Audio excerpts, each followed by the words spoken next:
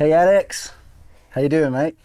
What's going on, Patrick? Good to see you, Good as to see always. you, man. You good? You got your makeup on? Yeah, looking good from all Nice, angles. man. So listen, man, I've got these two piles of records here, right? And I was going through my records, and it was interesting because I don't know how you got your collection, organized, but basically mine is by styles. So all the Eglo Records releases were in all different places.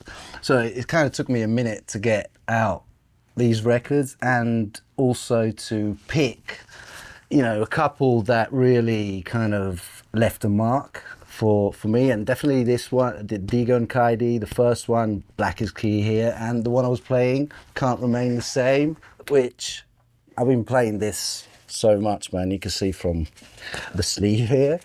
And I remember the first time you invited me to the Eglo Records dance at Corsica Studios, Dego and Kaidi were playing back to back in room 2. And you recently did the last one, right? The last, I think, gig at Corsica Studios, right? With Mr. Scruff? Yeah, so not the last ever Eglo Records party, but the last one at Corsica, because unfortunately Corsica is closing in March. Yeah, that's sad, man. That those parties for me have always, they stand out, man. I mean, it was just the vibe, the people, and the music have always been like a reference in terms of, yeah. Yeah, and the sound, it's so crazy because, like, even before I set up Eglo Records, I was playing at Corsica Studios, and it's always been a place that I love to play, but it finally feels like the finest tuning, the best system, the smoothest running, all great people, management, security. Like, it finally feels like it's at the best it's ever been, and it's Now. the end. And, like, if you remember that time you played, what was it, like 6 months ago or something? Yeah, in June last year. Yeah. The sound system in room 2 Oh, man. was unreal. Unreal, man. I've Unreal. never heard it sound that good. But this time you only did room 1, right? Yeah, because it was a Sunday, so... Sunday, okay. Yeah, I did it on a Sunday because I like going to bed early now. Right. That's not the only reason, but I thought it would be a nice way to do it, actually, because, I wanted to do a back-to-back with Scruff. I've been waiting for an opportunity to invite Scruff down to do one of the nights. Yeah, it just felt like more of an event if we just do it in one room and the two of us all night. And doing 2 rooms, it's normally like, it's a Friday or Saturday night and it's till 6 o'clock in the morning and there's 3 or 4 DJs. And because I was just like, I'm just going to play all night with Scruff, I didn't want to have to think about anything else that was going on, just focus on that. And, that was a bit more of a selfish way to have a last party there. Yeah, I remember the time, I think it was 2018, the first time I came, and room 2 didn't have that sound system, right?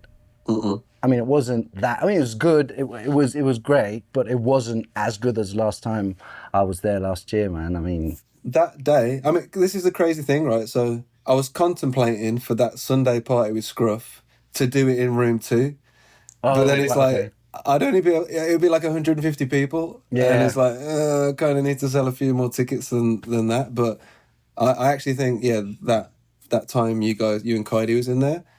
That's the best. Never mind, the club.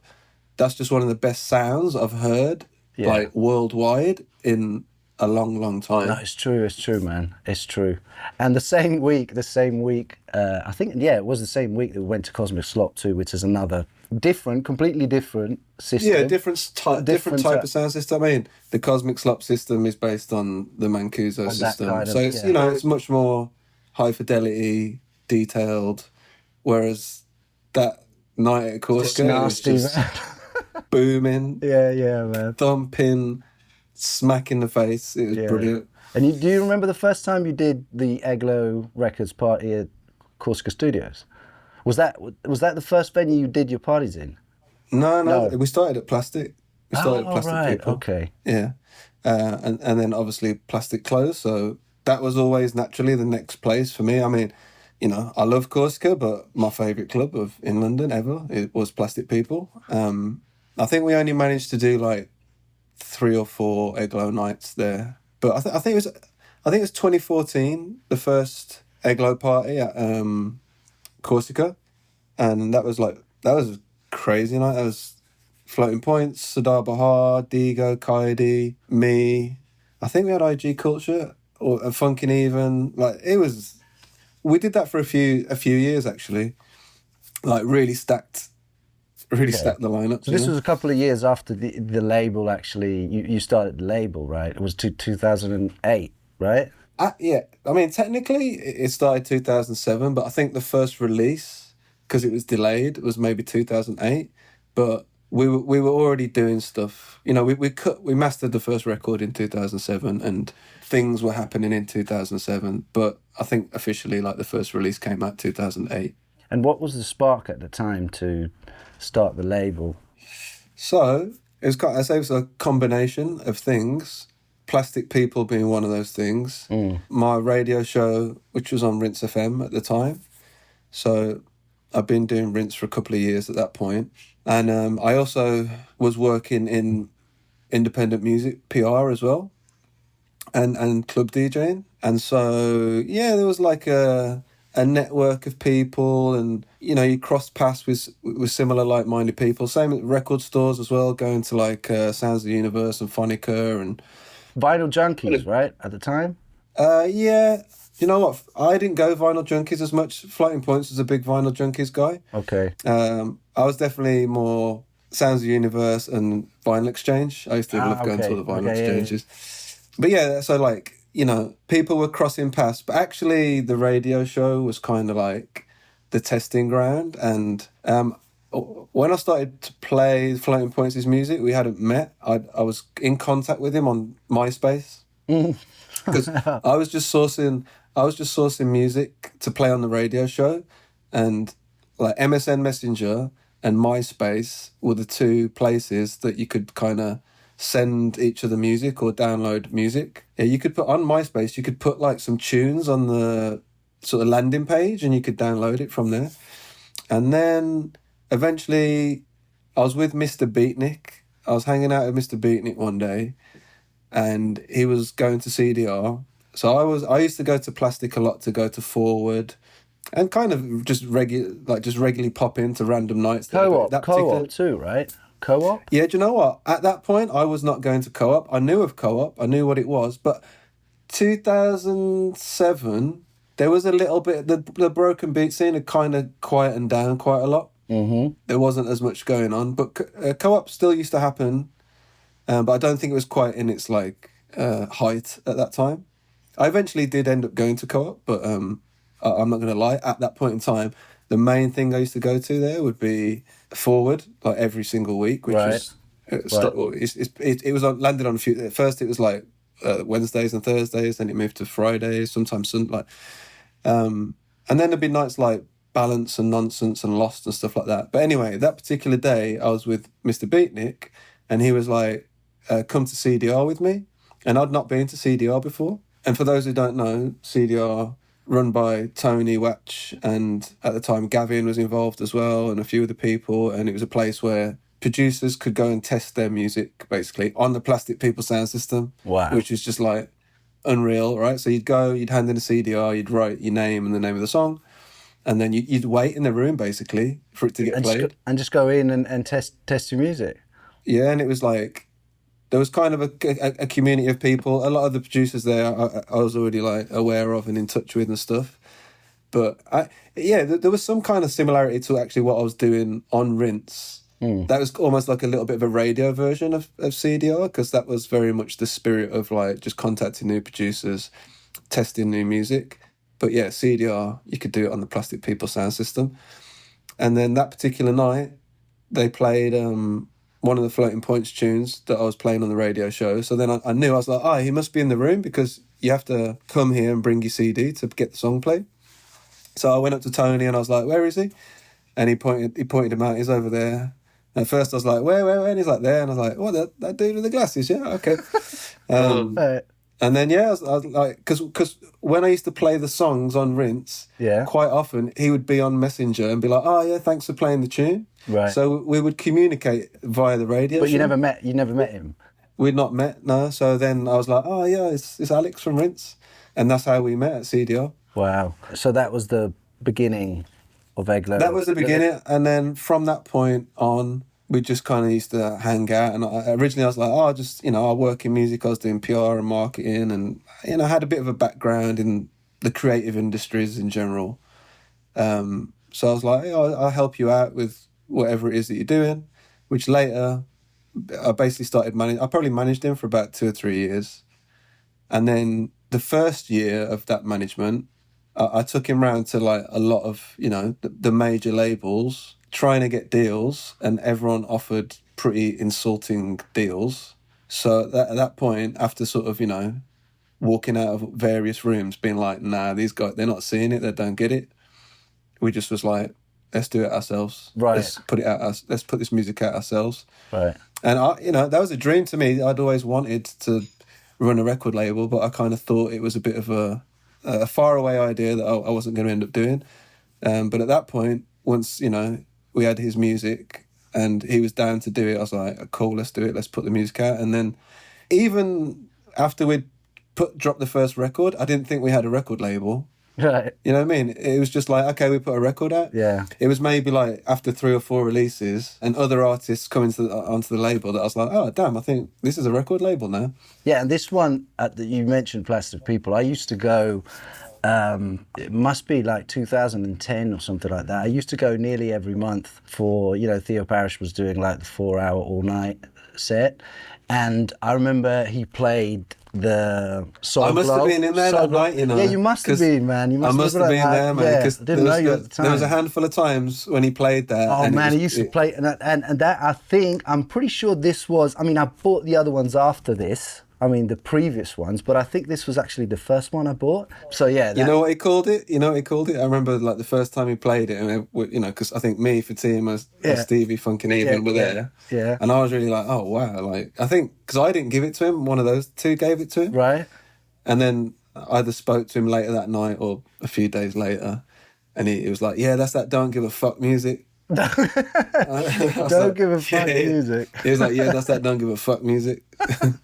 Yeah, man. It's like, so you were doing, with Fatima, you were also doing, she did quite a few records on the label, but you were doing management for her too at some point, right? That came, yeah, so so that was the natural, started with Sam and then... So I lived with Fatima. Whilst what I'm talking about was happening, me and Fatima lived together. Right. And so Sam Floating Points had heard Fatima on the radio show, because sometimes I'd be like, oh, Fatima, just come on the radio. And she'd sing on the radio show. So he was aware of her voice. And I think, and a couple of months later at CDR, I put those two together. And the rest is history there. They started making music. Wow. And yeah, there's so many different styles of music. So on the label, so what do you kind of look for? Do you get what I'm saying? Aside from loving the music, obviously that's the first thing, but is it like, for me a lot of times is like I would play this out, I would play this, so that's one thing that moves me, right? But in for you, what is it? Well, so it's gone through phases, because I would say the first 5 years it was like a real core group of people, and it didn't really shift outside of that. And to me, certainly anyway, that was the sort of the driving force and the idea behind it. It was like Floating Points, Stephen, Julian, Funkin' Even, Fatima, myself, Miss Beats, Shanice. That was the initial plan for me, was like those artists. And those artists were a culmination of Plastic People, Rinse FM, Record Shopping in Soho. I was always very keen to like maintain that identity, because as a music collector and a sort of musicologist of sorts, I was a fan of that type of record label, something that like the personality just like spoke for itself. It wasn't just like a random collection of, oh, I'll put that out. It's like when you saw the name, when you saw the logo, you knew what you were talking about. And in all honesty, to me, more than anything, maybe even to this day, Plastic People is the heartbeat of the label. Like, because that's how I feel. It's like I used to just go there randomly. Like, I'd just be at home going, oh, I want to go out. It might be a Monday or a Tuesday, and just I don't care what's on. I'm just going to go, because you knew whatever it was, whatever style of music, it was going to be great. It was going to sound great on the sound system. Yeah. There's been many a night where I've stood there in an empty room with 3 or 4 people. It might have been James Blake playing, and there's 3 people in the room, and that's kind of how I approached the label. Is like, I don't care if nobody likes this. Like, Right. I like it. I'm gonna put it out. And at a certain point, obviously, thankfully, I'm grateful. It grew, and it kind of became something new as a result. It like evolved from that into more of a global thing, you know. But do you think when Plastic People closed, then was that kind of a moment where, you know, you had to change? You get what I'm saying? Yeah. Even before that, before Plastic changed or ended, the label itself had already kind of like broken out of the initial sort of mold and concept, you know, because it was amazing to, like, one, start the label and have some relative success, and then 2, it gave me a platform to be able to reach out to my heroes and the people that I loved and respected. And, you know, in the first year or 2 of the label, I would have never have asked Dego or Kaidi or Steve Spacek or Shafiq. I would have never reached out and said, oh, do you want to put out a record with me? But at a certain point, it gave me that sort of confidence to be like, no, this is legit, man. This label's like, it's a strong label. And that's kind of where I was like, okay, this is a new phase of the label now. We're doing something different. Still, you know, the heart and soul of it is there, and the eclecticism. And I think there's a thread that runs through all of that music, no matter what style it is. Definitely, it's all soul music to me. It's definitely all soul music, whether it's like hard soul or soft soul, fast, slow, electronic, you know what I mean? It's all soul music to me. And if we fast forward to kind of more recent times, I would say like more or less 5 years ago, which is when we started pressing the records for you.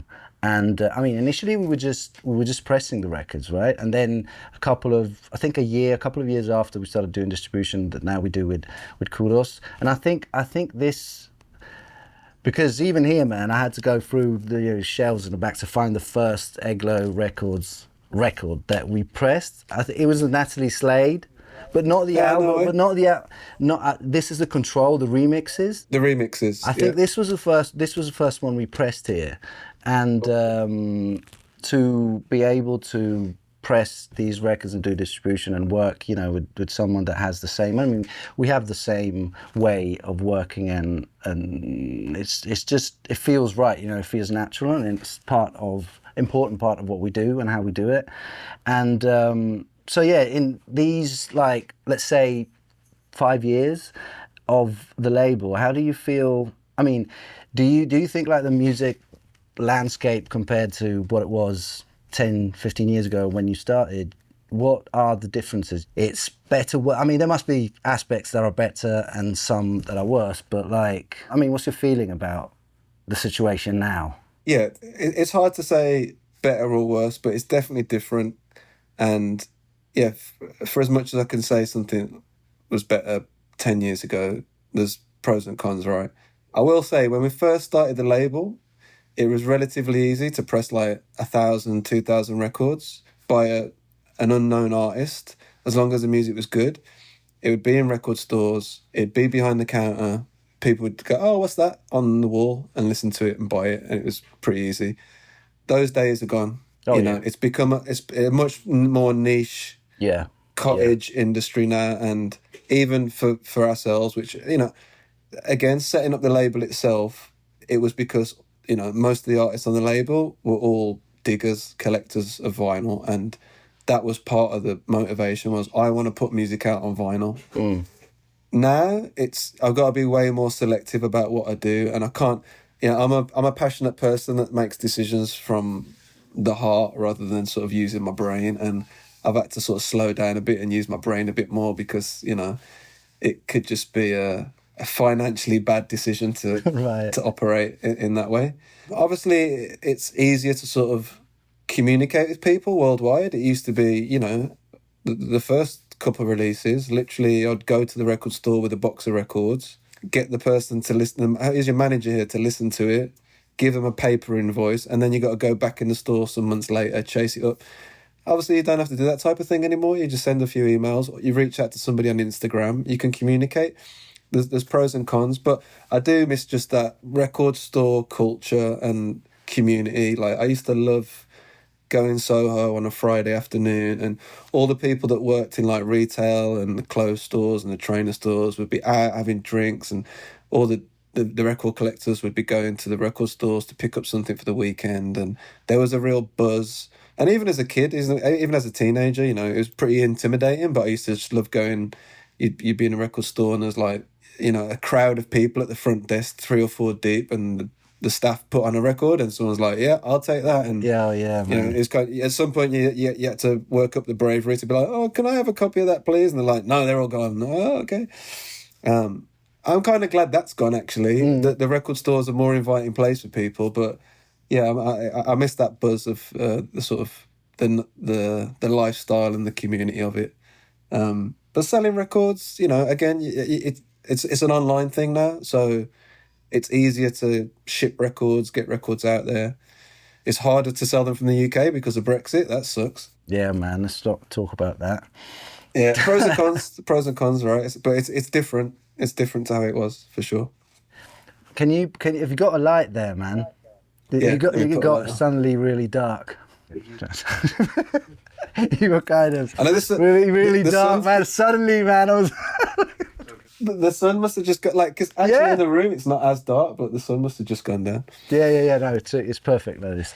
So I was looking at the catalog numbers, you know, and I think the latest one, your record is like 97, right?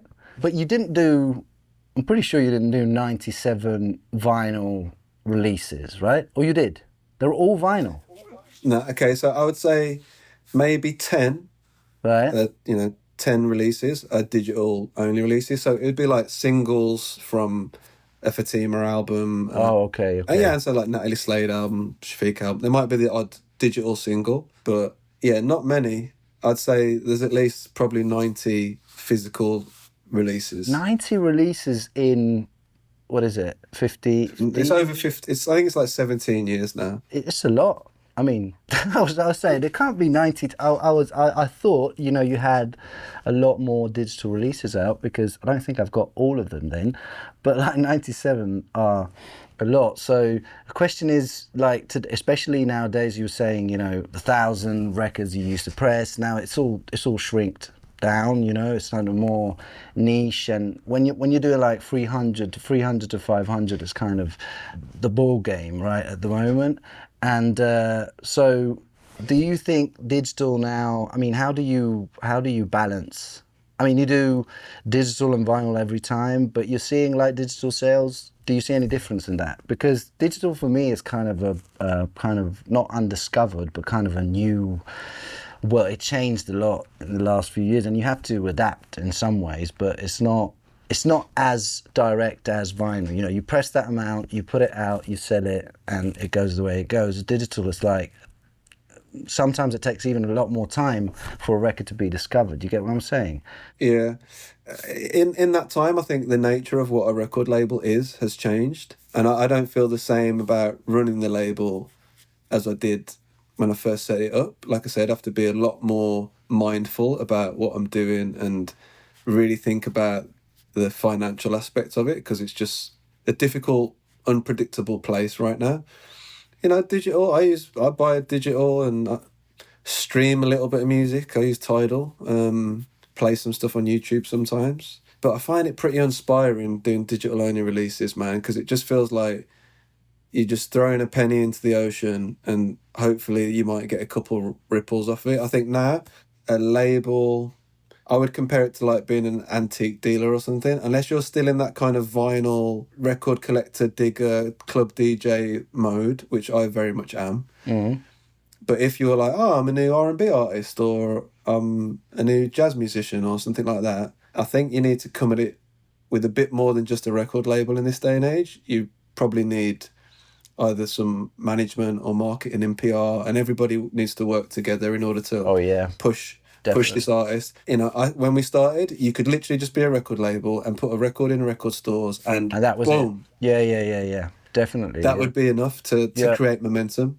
Yeah. There's a whole But system around it now that. yeah, if you're just doing digital only and you want to have some feedback, some energy coming back from your release, yeah, you can't just put a digital record out and expect to have much in return.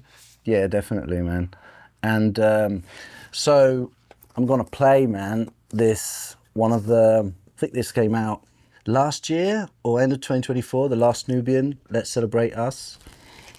And we're gonna play the track called Black.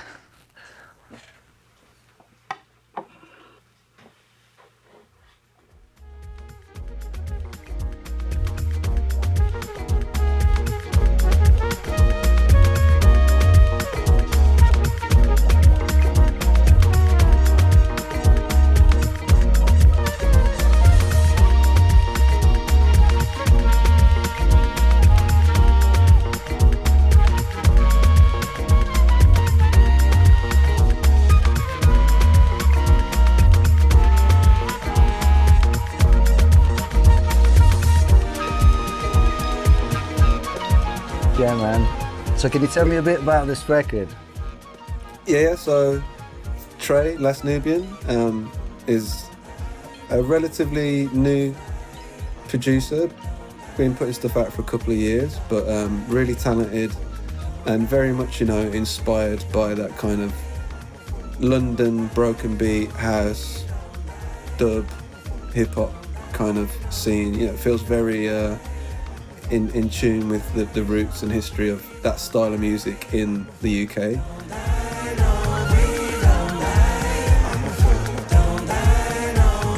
And my friend Sean Keating, in fact, was the first person to put out his music to my knowledge. I was doing my NTS show. Mm-hmm. It's a couple good maybe 5 years ago, but he came and delivered me this record, and I think he'd already sent me the digital, so I was like, oh yeah, this is great, man. I'm really into this. And then over the years, would check for the odd thing that he'd do here and there, and then eventually, as you do, you know, it's London, you end up bumping into a person, and had a really good conversation. And we were discussing, like, I remember we were really going deep on like the Louis Vega Masters at Work kind of like remix packs where you've got like, you know, 7 versions of a track. And, you know, I'm still discovering those, man. It's incredible. I keep on finding Masters at Work, you know, records that I didn't know about. There's loads of stuff, only vinyl stuff. That's what I'm saying. The digital one's different from the vinyl ones. Yeah. They're all different, man. There's loads. And there might be subtle, some things there might be, okay, I've got that one on vinyl, I've got that one on digital, but then there's subtle differences actually in the 2 versions and stuff. But so we ended up having this really long conversation about, I'd love to do like a pack like that. And anyway, the conversation, by the end of it, we were kind of like, we should do something, man. I really like that conversation we had. And yeah, we went back and forth over a few months of like, okay, these ones work together. And then it's really cool because a place where I work doing visual art classes for people with autism and learning disabilities, and a guy called Seaton did the artwork, and I think he nailed the artwork perfectly, like really has that kind of vibe. Yeah. The whole EP itself is kind of like about carnival, right, and a celebration of like black music culture in the UK. And yeah, I think the artwork like marries to the record itself really well. Yeah. So yeah, that's how that one came about, and man. I think he released he did a record on Touching Bass too, right? Yeah, actually, that one was with the Fruity Bunch. I think so because we pressed that too. So I remember the name. That was the first time I saw the name, you know. And then you put it out. I don't remember if the Touching Bass one was before and after. No, I think it was. I think it was before. Yeah, I think it was before. Okay. So yeah, that was the first time I saw the name. So after that, there was the Shy one, right? Yeah. Was that the first EP Mally did? Was this one? Okay, so I don't know. So basically, a long time ago, like a long ass time ago, I was listening to Scratchy DVO's show on Rinse, and Shy was doing just a straight like grime set on there because she kind of started as like grime DJ, and then there was a release. you have to forgive me and you have to look it up, but there's a Japanese label, Disctopia, something along those lines. So there's a Shy Run release on that label from, Okay. I don't know, 7-8 years ago. But then I think there's a big gap in releases. So this was definitely the first release in a long time, possibly the first vinyl release. But yeah, Shy was someone that came to a lot of the Eglo dances, and as stardom began to ascend, if that's a great way of putting it, you know, I was able to book her for some shows and get her on some sets. So that's why that's called From the Floor to the Booth. From the Floor to the Booth, right, yeah. Because, again, we had that discussion and she's like, yeah, I really like how I started off on the dance floor at these parties and now I've ended up putting out this record on the label. So that was really cool. Yeah, so relationships are still like so important. Like you need to have that one-to-one relationship with all the artists you work with. I mean, there's no other way, right? Otherwise it just doesn't feel right, you know? Yeah, it can be. Do you know what? It's like I've had to adapt a little bit. I definitely prefer, if possible, to have like an organic relationship that grows and you get to know this person and get to understand their creative ideas or whatever it is. But sometimes that doesn't always work, and you might miss an opportunity because somebody else comes along and does something, and then boom, like, you know, it never gets to happen. And likewise, there's been times where I've turned things down and been like, oh, you know, I don't really know that person, and then they're in a different city or a different country. Despite, you know, you might just communicate via social media or a few emails, and deep down I'm like, man, I really wanted to ask that person to do something, and then next thing you know, they're doing something and it's amazing. You're like, damn it, I could have been on that. So right. Yeah, definitely primarily always prefer to have like an organic, natural connection with somebody, but I don't think it's the only way to do things. No, it's not the only way. I think an important thing is like, I mean, like you say, you can miss opportunities, but at the same time, there's this rush nowadays, you know, doing stuff. I need to do this, do it fast, put it out, and it's all very kind of sometimes a bit too much, if you get what I'm saying. Can I say something then? And it might be a bit of a contrived thing to say, but I'm going to say it anyway. So, you know, being a fan of music, studying labels, studying great people who run labels and producers and A&Rs and things of that nature, have always been a fan of like development. I don't think something needs to be refined and extremely polished to be good. Something could just be raw and simple, but you know what it is when you hear it and the energy in it, that it's good. But then there's other things that you hear and you're like, ooh, with a little bit of time and work, this can be great. Right. Like, this is okay right now, but this can be great. And I have always prided myself, if that's a word, on doing that, on taking time with artists, helping to develop them, not just creatively, but over the years I've schooled a lot of people on publishing and getting your PPL right and your PRS, and introduce, oh, you want to speak to this person for representation for, you know, booking agent, or this person would be good to do promotion for you. You don't want to do this as a digital thing. You should get a band together, and I think this will be the way for, you know what I mean, taking time and really offering people my thoughts and ideas. And in this day and age, it's all gone out the window because no one's got any patience. But yeah, I mean, with the music too, because even on the music, I mean, sometimes you hear music, I mean, you must receive a lot of demos, you know, and you notice the way people send demos, you know, it's just like so thousands of tracks, you know, like links with 10, 20 tracks. I mean, to put out something, I do like, maybe too much, but loads and loads of versions until I'm, you know, happy with it. And I think people don't sit enough with what they're doing before actually putting this out and, you know, reaching out to people like you and saying, do you like this for the label, you know? So even in that, some music you can hear it's, maybe there's a good idea, but it's not finished yet. You need to take more time with it. So it's difficult sometimes to have that conversation with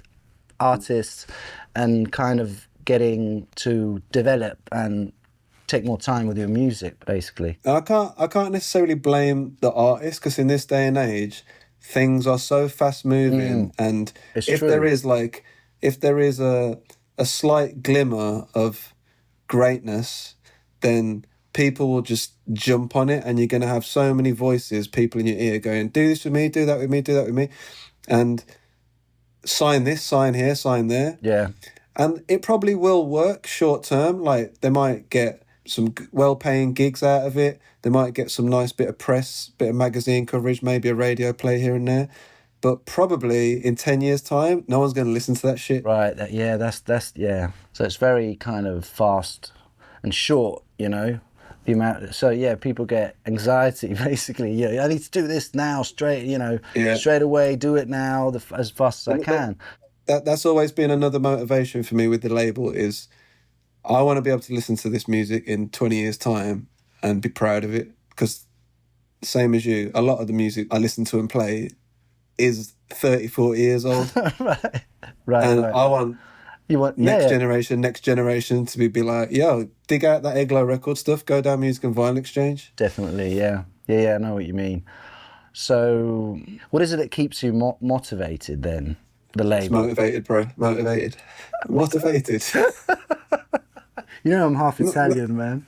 Yeah, no, dude, I don't speak it. What's motivated in Italian? Motivato. Okay, let's just say motivato. But yeah, motivato. Funny, man. Motivato. What keeps you motivato then? You know what's funny is that it's just my inner child. Nothing's changed. I'm just a big kid. I feel the same way about art and music, film, you know, creative industry, whatever. I feel the same way as I did when I was a teenager. And I want to keep that. Because I don't have to search very deep to be motivated. My passion remains the same now as it was when I was 13 years old. Hopefully I've grown in many other ways. I really hope so. But in terms of creative motivation, it's just the same as it was when I was a kid. And I'm really grateful of that. I want to keep hold of that. And do you know what? I've definitely been at like pathways and verges where things have become tainted, because, you know, the first 5 or 6 years of the label, it just became a full-time job, and it was like, oh wow, I guess I'll run a record label now, because, you know, everything's, and then, you know, business starts to creep in, and then you start to think about, well, should I make this decision, and do I have to do this, and da-da-da-da-da, and it can taint your sort of creative ways. I've always pulled back at those points and gone, all right, I need to slow down, and not to say I don't want to build and get bigger and enhance the business, but I don't want it to just become a business where it's just about financial growth, and then you start signing things that maybe you don't want to sign. I just want to be happy. And I'm happy doing things that, like, if I love it, if I put it out, as long as it sells 300 copies and I break even, I'm happy. You know what I mean? I just want to be really proud of the work I do and keep my creative spirit, you know, fulfilled, like to be creatively fulfilled. Because again, I've been in those positions and I've been around those people and seen a lot of people do very well, and it doesn't equate to like happiness or actual success, you know? Yeah. Success is a personal thing. Yeah, I get what you're saying. And what about, I mean, your productions, the Under Construction EP? Yeah, I mean, you did release a track on a Various, right? Before this, but that was only one track, right? Yeah, that was just one track on the compilation. In that compilation.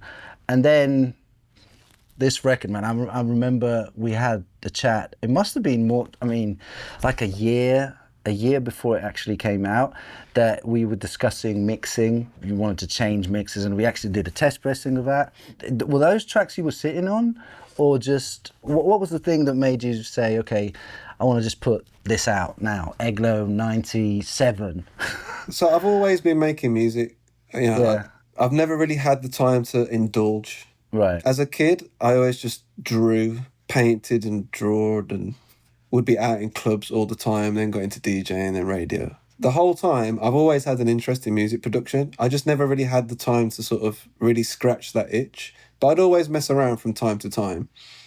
Once we started the label, I really kind of felt a bit insecure about scratching that itch, because I had so much respect and admiration for the people that I work with, and I wanted to maintain this kind of high quality level.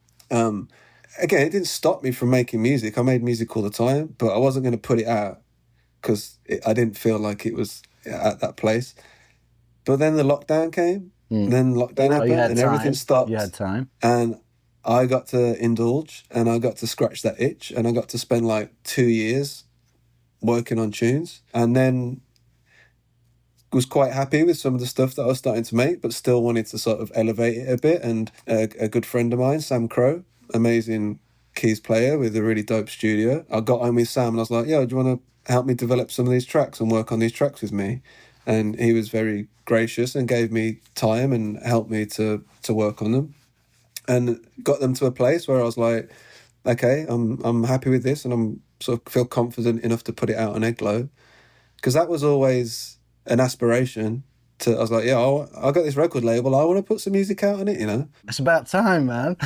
Yeah, exactly. It felt like it was about Right. time, but again, I didn't just want to put out one random thing and then nothing.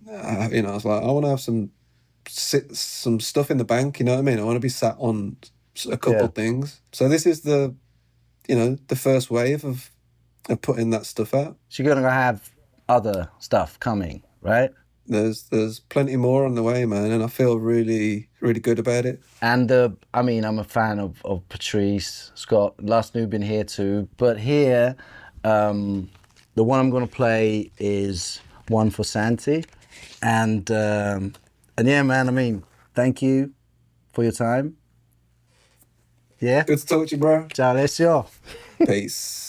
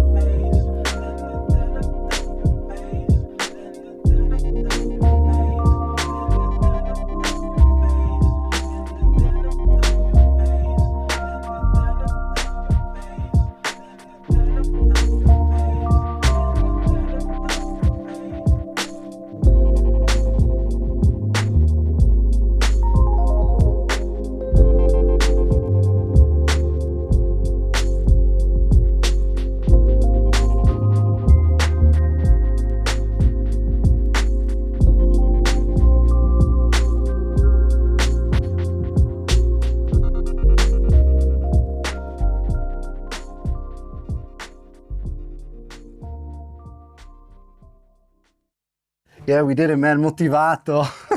Motivato. That's actually going to be funny, man. Motivato. Mucho motivato. You keep that in. Motivated. I can stop recording now, yeah? Yeah, you can start recording, yeah. I can go to... How is Santi, man?